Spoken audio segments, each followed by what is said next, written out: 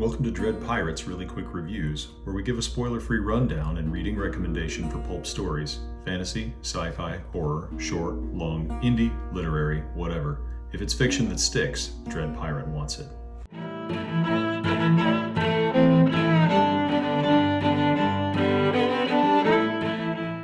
When I was 16, the 310 to Yuma remake with Russell Crowe and Christian Bale was in theaters. I went with my dad to see it, and it reawakened a love for the Western genre in me.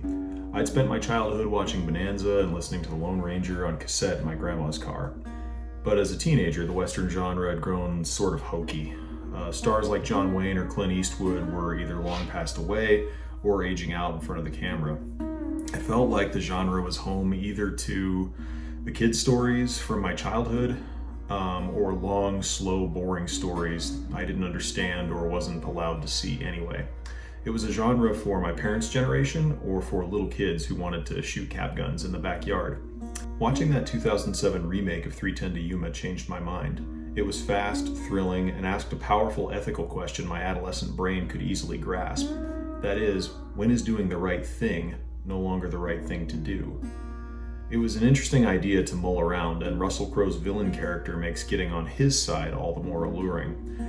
Not since watching Muppet Treasure Island as a 7-year-old had I experienced such a charismatic, even sympathetic villain, one who would be made doubly so in my mind after reading the original book in my 20s. Long John Silver remains to this day one of my favorite literary characters.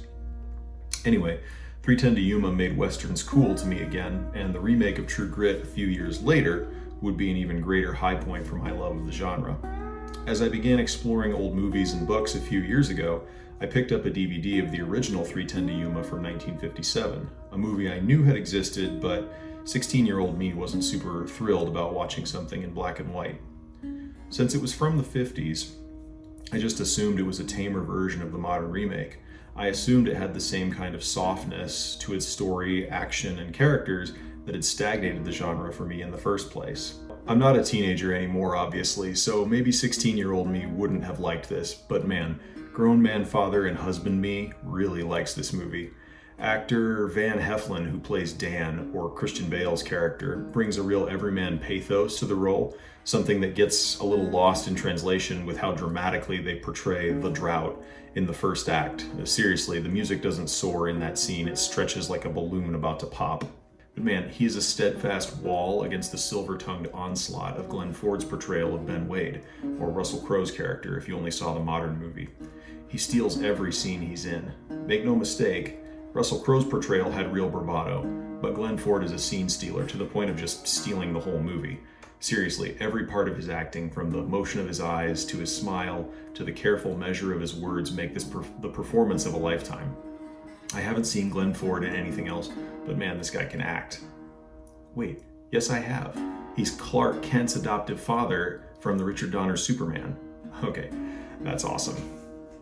Watching this movie from 1957, I knew I had to check out the story it was based on, and learning it was written by Elmore Leonard and was a short story besides, I couldn't wish list that book fast enough. Needless to say, my expectations were high going into the short story.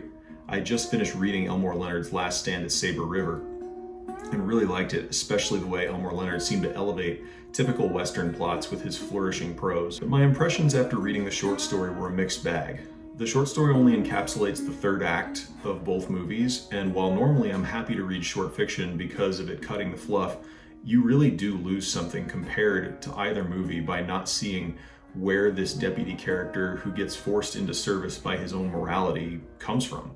You get a little hint of it in the dialogue, like when the outlaw is bargaining with him, but I really like seeing it in the movies. There is some more palpable desperation to the protagonist in the movies than there is in the short story.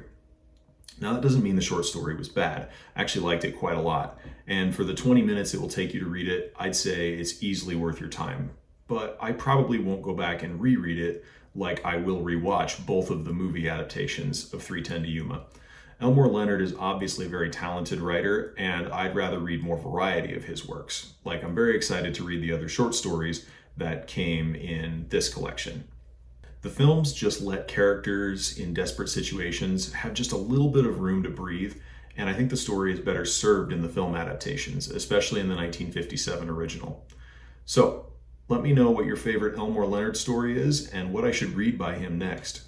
Also, let me know if you're a fan of the 310 to Yuma movies and which one you like better.